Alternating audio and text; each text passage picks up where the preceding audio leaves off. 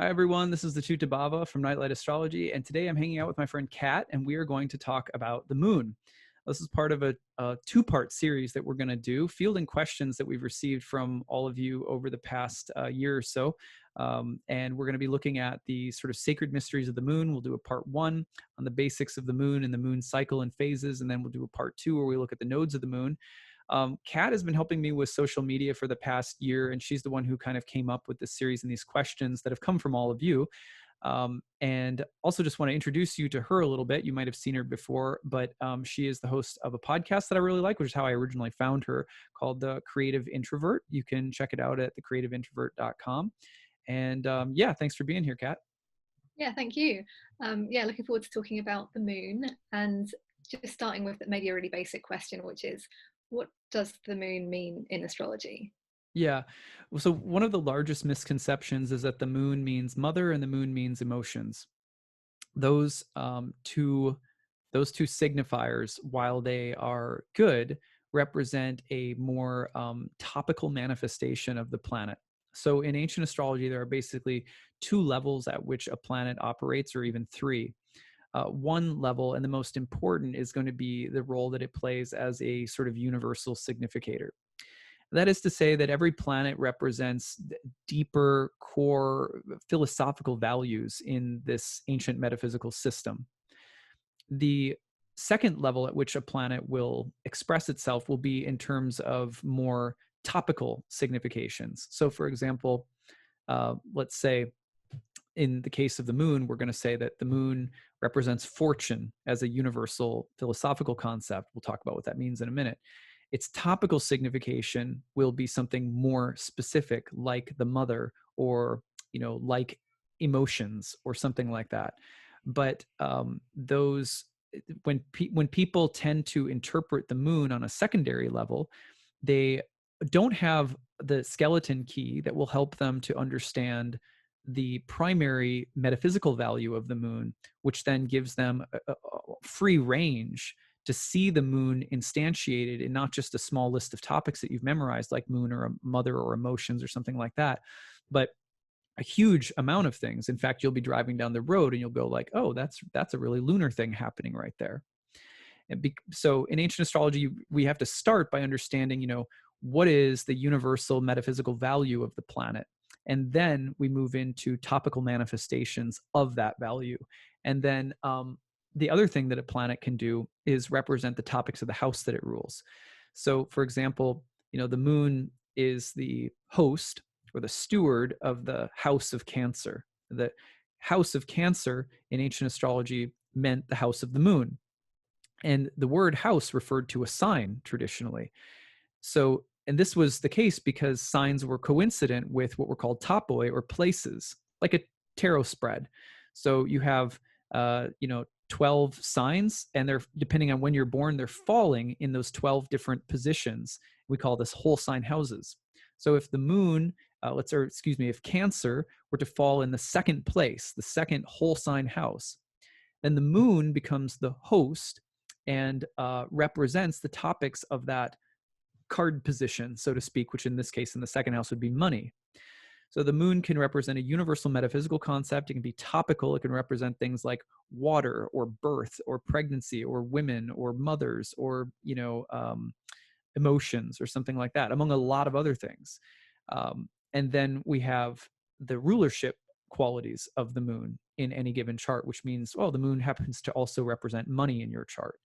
So those are the three levels at which a planet typically operates. In order to understand the moon, you have to start with the core metaphysical value of the moon. And that value, for ancient astrologers, the word that was used to refer to that is fortune. Fortune is, well, first I'll just back. Is that clear enough so far, Kat? Yeah, no, that's really helpful. Okay. Should I go into talking about fortune? Yeah, please do. Okay. So just interrupt me if anything's unclear. So fortune is the equivalent of fortune, you could say, in our language, would be fate or destiny, which are really the same word. People like the word destiny better because it's like, I have a destiny, not like, oh, I have a fate. But the words are roughly the same, actually. So fate, destiny, allotment, like pulling a lot, or something that falls to you, an allotment, something that's apportioned to you, like the yeah, so a casting of lots. But also the idea in India, which is pretty much identical, is karma. So what is karma and what is fortune? How do they share? Well, if you look at the moon's face is always waxing and waning. Its light grows strong and then it dies down. And its latitude varies greatly as the month goes on. It rises high above the ecliptic, which is the path of the sun that defines the zodiac, and then it dips below the ecliptic. So that up and down motion as it cycles and circles with light and dark shows constant fluctuation.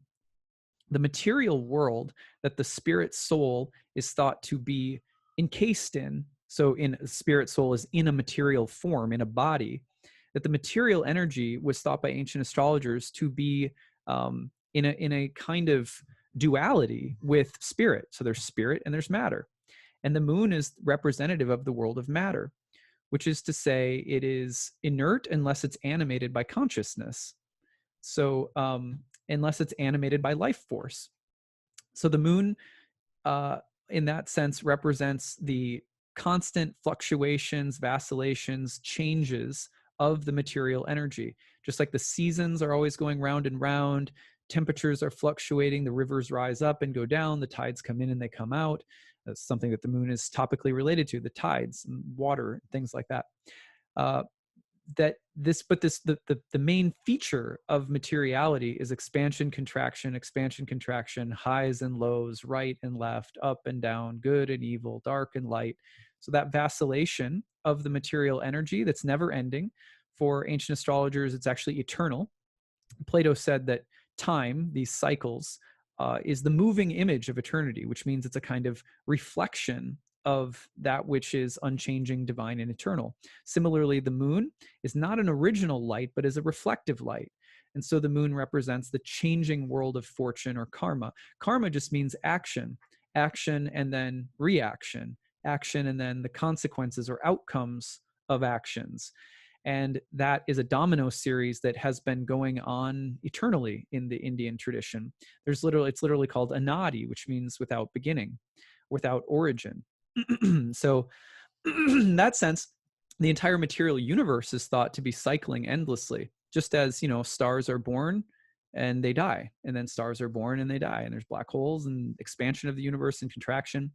And the idea is that the material energy is just doing this endlessly, and that the fluctuations of that material energy, including the birth and death of our own bodies, um, is it's a reflective light. So in Plato, you see this being said basically on a philosophical level, like when you look at the world and all that you do is identify with the changes in my bank account, the changes of my body, the changes of my sex life, the changes of my status or reputation, it's maddening.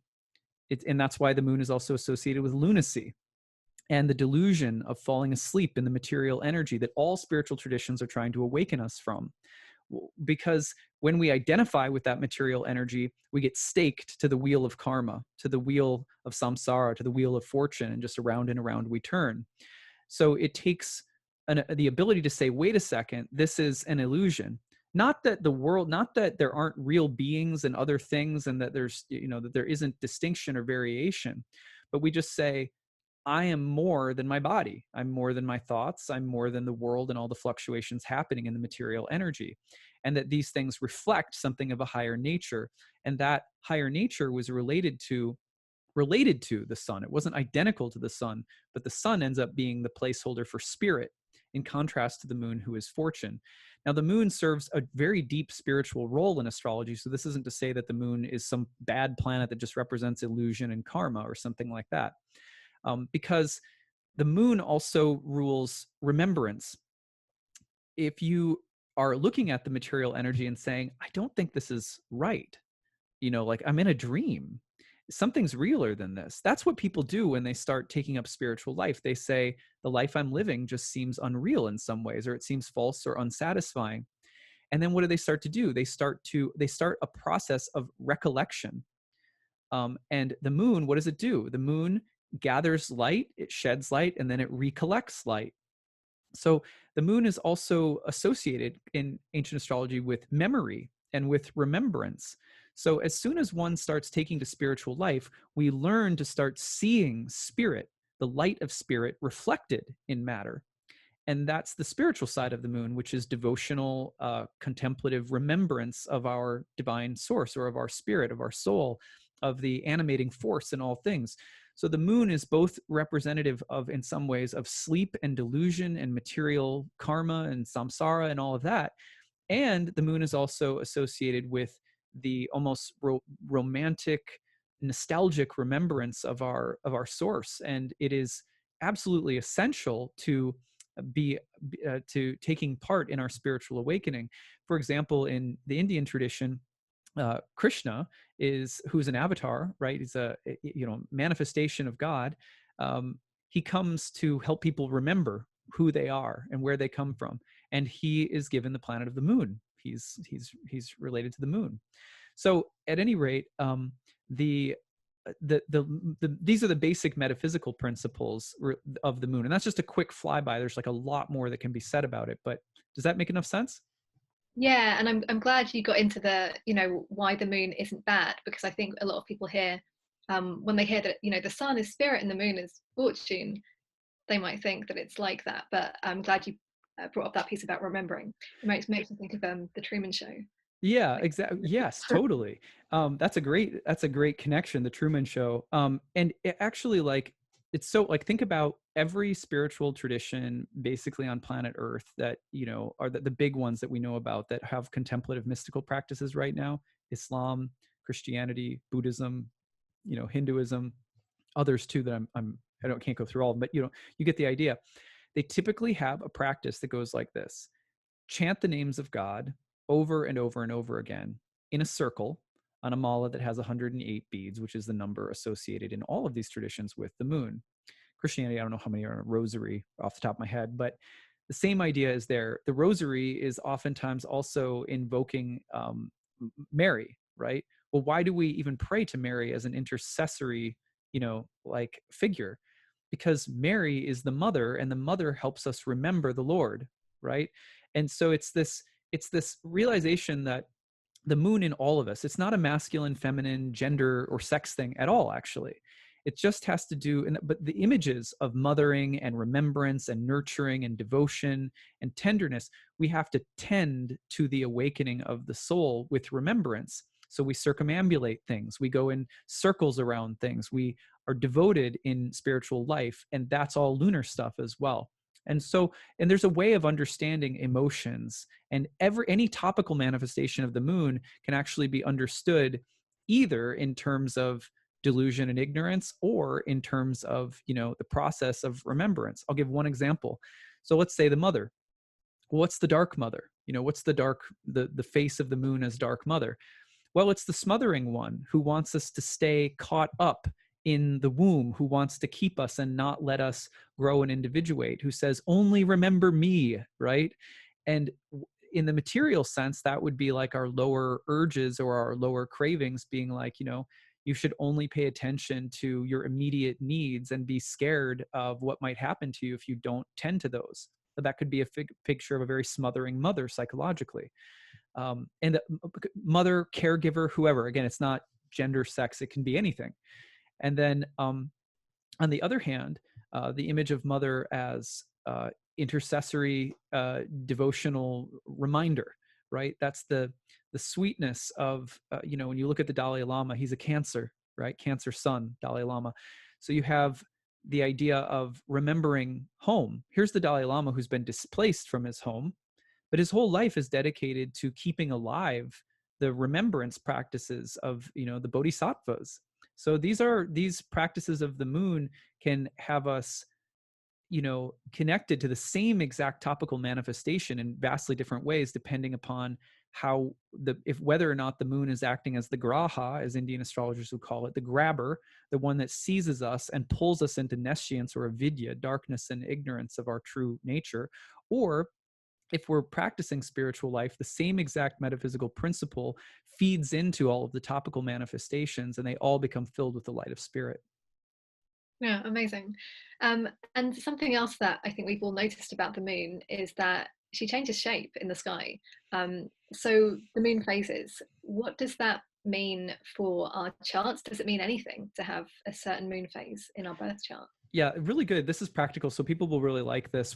Let's talk about what it means if you're born under any of these phases. I can't do all of them because it would take too long, but let's just do the big four. And you could understand this. I think, Kat, you're going to probably put some images up with this. Yeah, yeah, yeah. I'll try to do that. Okay, cool.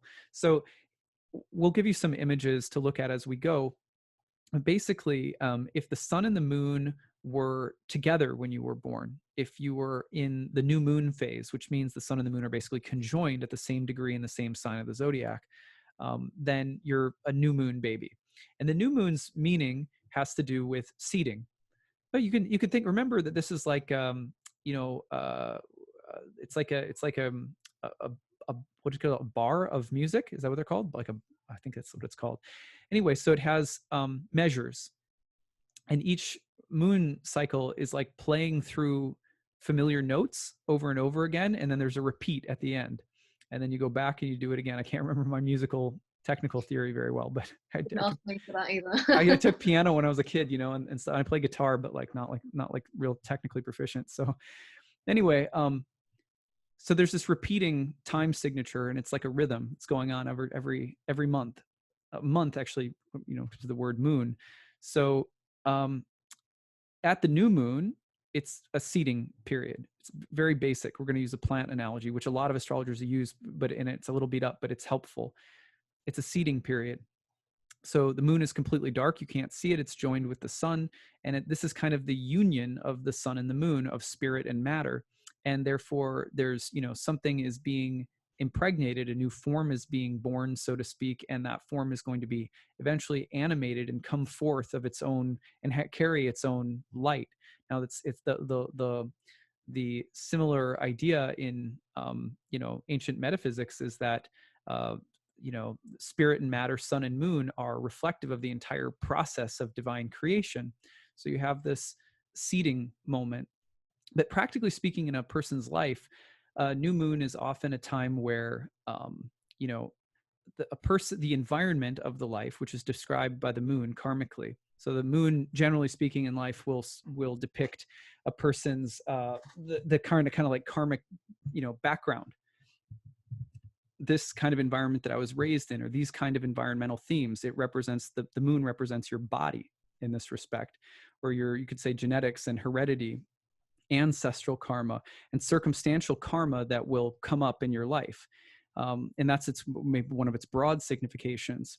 So when it's joined with the sun, which represents your sense of purpose, or I like to say the sun is like the plot line of the movie of your life, that when they're joined together, it's as though the environment and the sense of purpose are fused together very intimately. Um, so in other words, the environment is going to have this really dramatic impact on and shaping effect on the life story and plot line, and the plot line on the environment, and vice versa. They're just conjoined with one another. But then as the life goes on, what's happening symbolically? The moon is separating from the sun.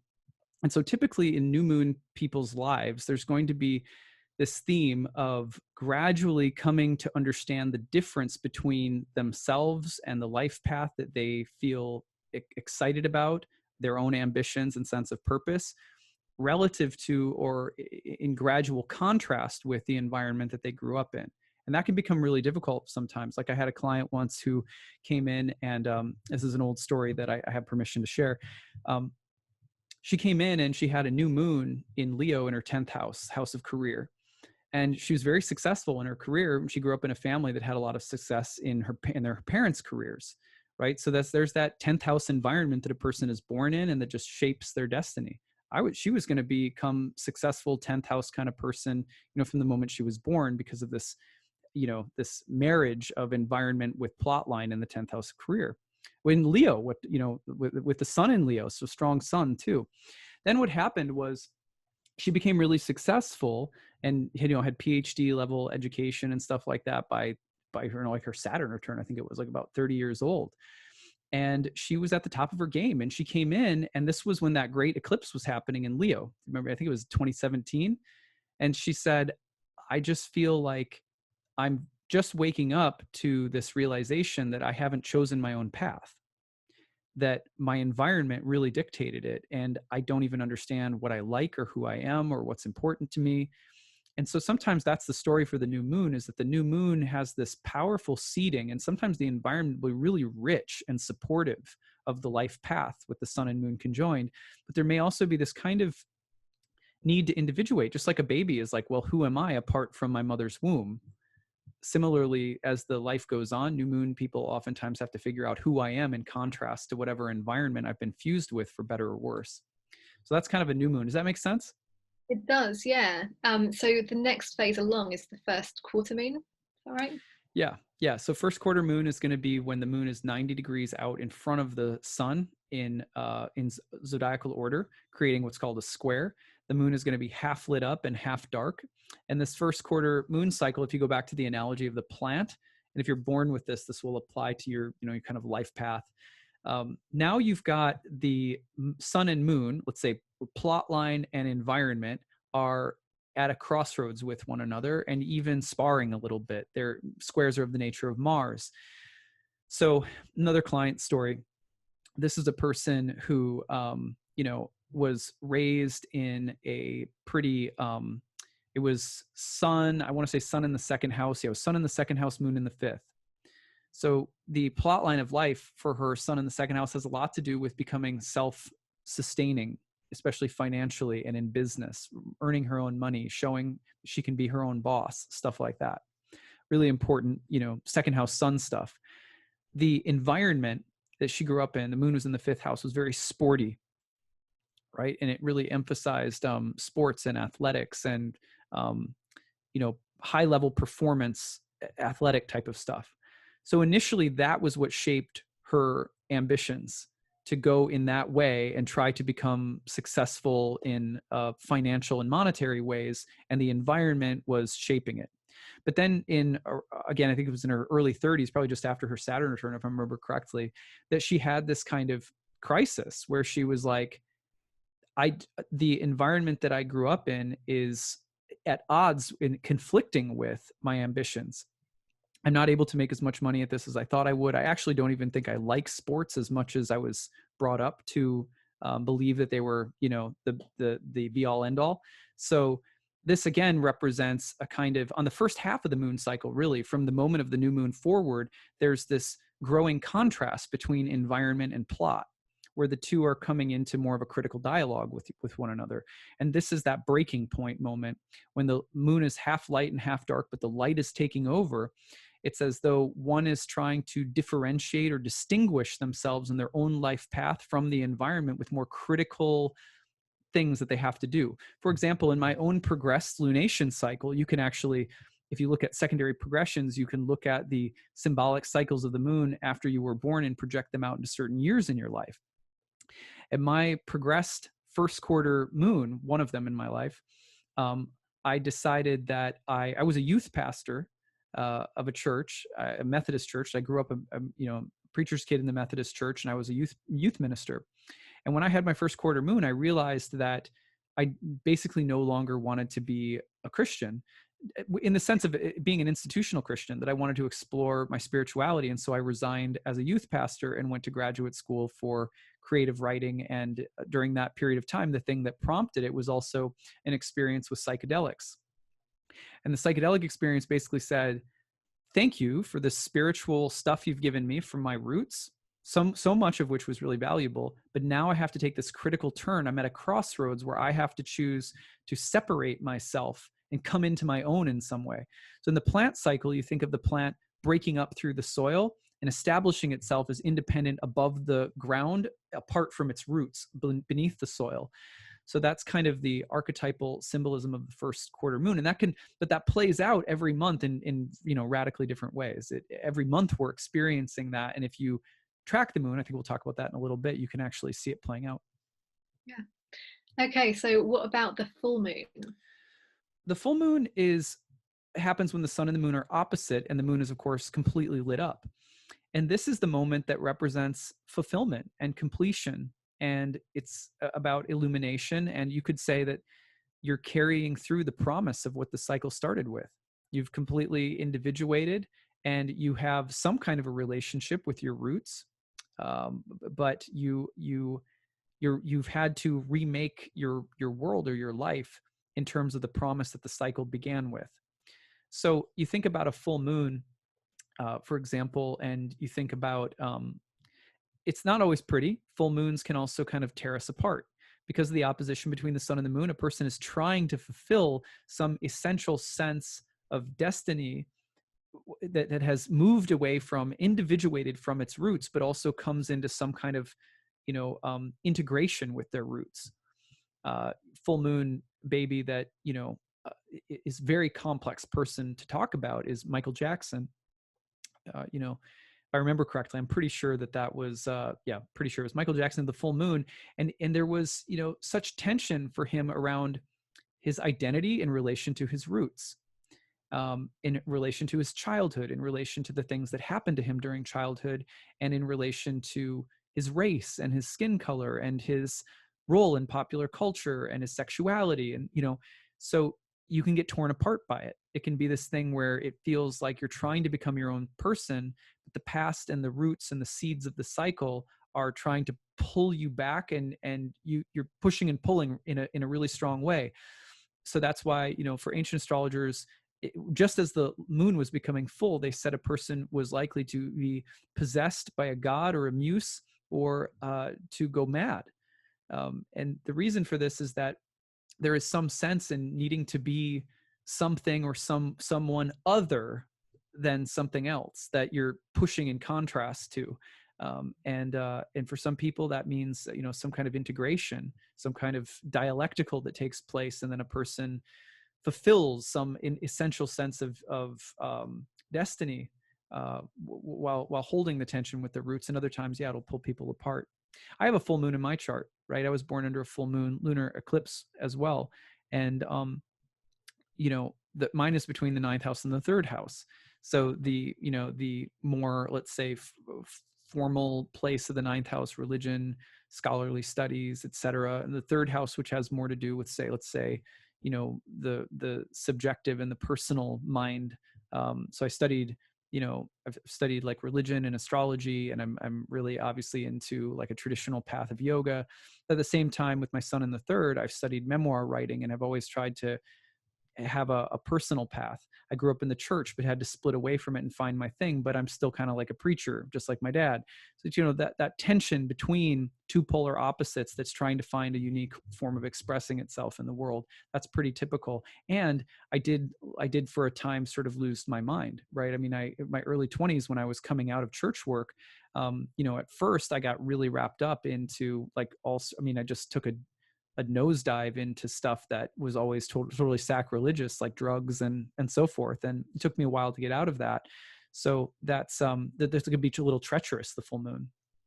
Yeah, and one thing that I remember you saying, which really resonated with a friend who's a full moon baby, when I told them, it was this idea of being, like you said, possessed by something, and then for a while, and then kind of coming to your senses, as it were, this dynamic between the moon and the sun playing out throughout life. And they were like, Mm-hmm. yeah, and they're an incredibly creative person, so they make the most of those times when they're possessed, but they still kind of come back to reality, Yeah. basically.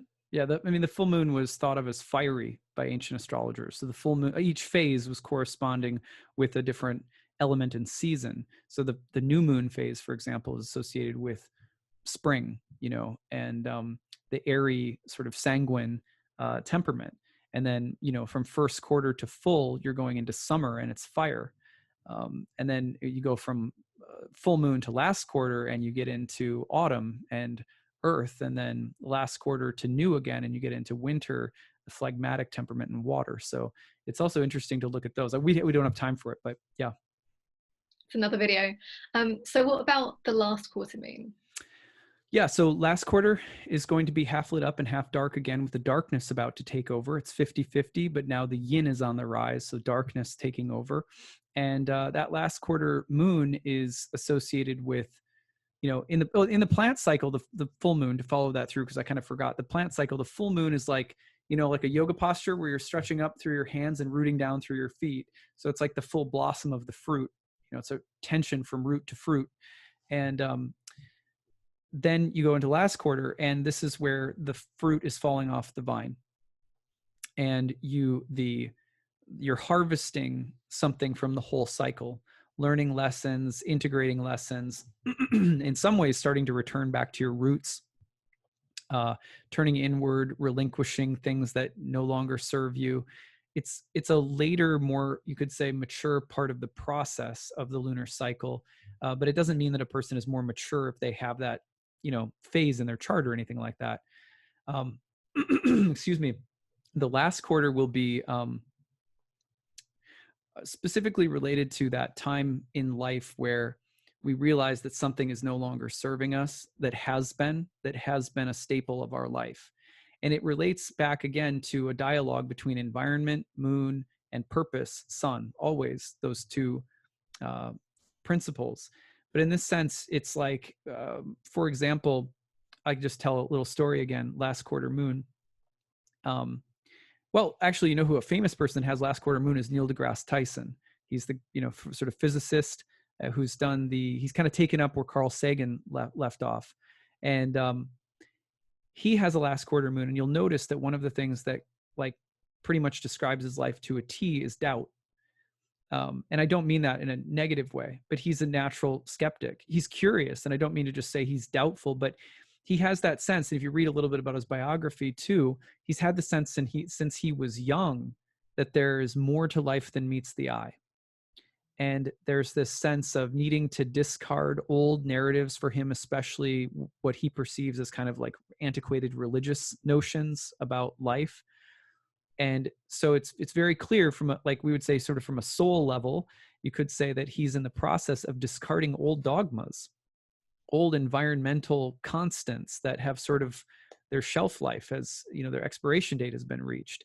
So that's a pretty constant you'll see with last quarter people, or at some point in their life, something that has been a mainstay for them will start falling apart. People who grow up in a family that's very wealthy and affluent, and then later in life, their family wealth falls apart. The parents divorce. They realize their dad's an alcoholic. I mean, sometimes it's pretty heavy. It's like, oh, the old guard, this thing that I thought was so nice is not what I think it was. And so the sense of having been fulfilled by something, having reaped the fruits of something, and then discarding it or letting go of it. In my own progressed last quarter moon phase, for example, which just came up for me recently in 2018, I had basically the choice of whether to deepen my studies of astrology for a time with an astrological mentor, or whether to deepen my relationship with my guru. And for a long period of my time of my life, astrology had, for like the last 10 years, astrology had become the focus of my life, and it blossomed right at my full moon phase. Then in the last quarter moon phase, I decided to turn down the apprenticeship, so to speak, the astrology apprenticeship, and focus on relationship with my guru. That was a last quarter decision. Well, the relationship with the mentor I had astrologically that I would have had, uh, he then died, actually, sort of suddenly, about a month later, right as the last quarter moon was completing. So it was this time for me of sort of, not that I'm leaving astrology behind, but that I was leaving behind the level of ambitiousness about astrology compared to yoga. So it was this, and how is that returning back to my roots? Because the differentiation from Christianity that had started off for me under the first quarter and then blossomed in astrology at the full moon was now turning back toward religious contemplative life a little bit more at the last quarter. So you'll see things like that under last quarter moon. And if you're born under that phase, you can expect that there's going to be a time in life where the thing that you are really familiar with, that's paid really nicely in some way or another, won't be interesting, or will feel sort of dry and hollow, and there's going to be this need to let go. Yeah. Okay, that's really helpful. And yeah, I think we all want to track our progressed moons now. But what about just a really simple tracking technique when we're looking at the moon in the sky throughout the month or the month? Yeah, I mean, every month, the best thing that you can do is going to be to simply track the phases of the moon. That's the most basic level. Just journal at the new moon, first quarter, full moon, last quarter, and use this little template that I presented. Like you can just use that under each of the quarters of the moon to just notice and observe. And what you're doing is not so much trying to get anything or get any skill. It's really to entrain your body to feeling the rhythms, because that naturally starts when you know the rhythms of the moon. You know when to move out and you know when to come in. You know when something's pushing and needing to differentiate, and you know when something's time to let go. So feeling that in your body is the benefit of the practice. I mean, that's why we do it, because that you want the natural intelligence of being able to flow along with the moon, because the moon was not only the ruler of the realm of fortune, but it was the most fluid, regularly moving object in the sky, the fastest moving object in the sky, that really tells you where you are. It orients you. It says, this is what's happening. Oh, moon was opposing Saturn and I was feeling really cranky or, constricted. When you know where the moon is going, then you're able to recognize yourself within the flow of karma. And it's really hard to live in this world without that, because otherwise we think that everything going on is unique to me and idiosyncratic to me. And actually, we're like in a river right now. We just can't see it.